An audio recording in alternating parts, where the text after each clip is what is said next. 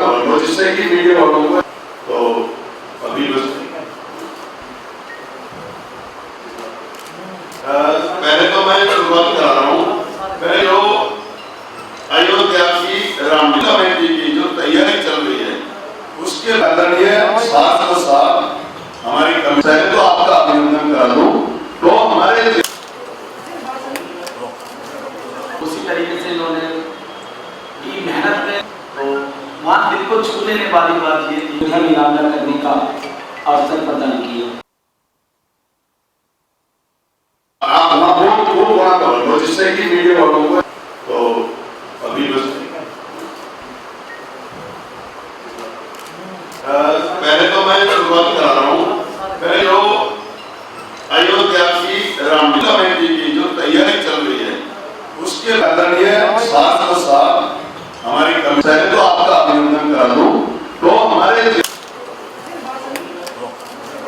उसी तरीके से इन्होंने की मेहनत में तो वहाँ दिल को छू लेने वाली बात ये थी कि नीलाम करने का अवसर प्रदान किया। ये रामलीला अद्भुत हो गई क्योंकि जिस तरह की इसकी तैयारियां चल रही हैं और सारी देश और दुनिया की निगाहें इस पर लगी हुई हैं।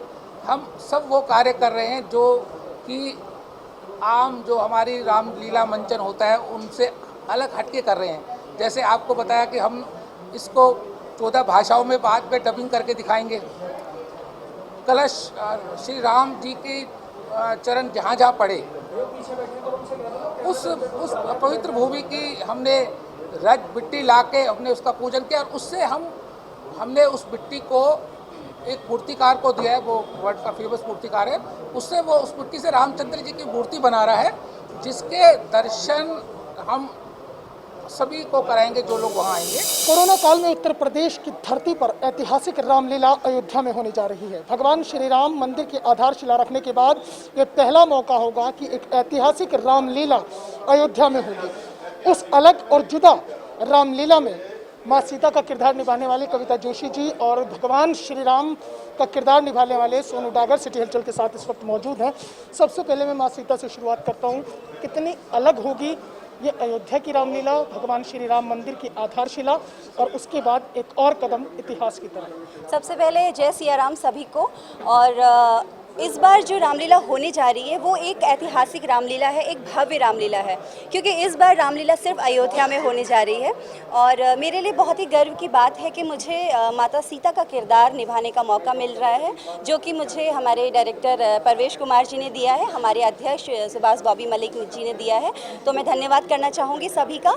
और ऑब्वियसली बहुत ऐतिहासिक पल है क्योंकि कोरोना का टाइम चल रहा है और जब राम मंदिर की आधारशिला रखी जा चुकी है उसके बाद इस रामलीला का आयोजन होना पूरे विश्व के लिए बहुत बड़ी बात है। हे लक्ष्मण, मैंने यह जान लिया सब स्वार्थ का भाईचारा है। तुम घर से वन जो आए हो मतलब कुछ और तुम्हारा है।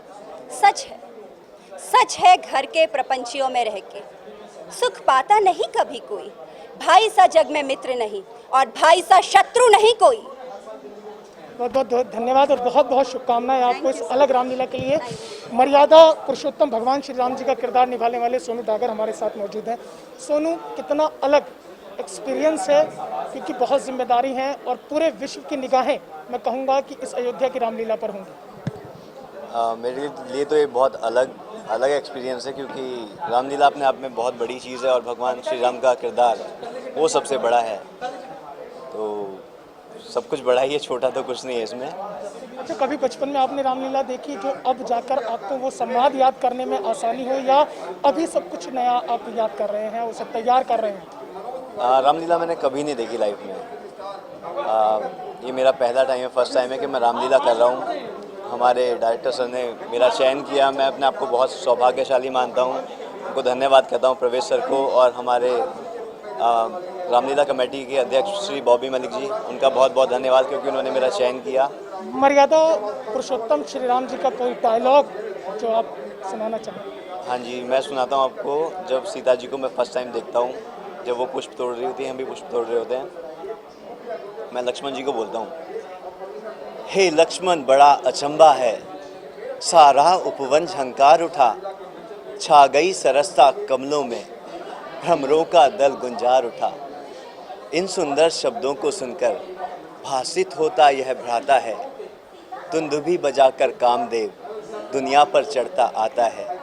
जिन कानों ने उपदेश सुने अब उनके रंग निराले हैं, जो नयन लजीले रहे सदा वो किसको देखने वाले हैं।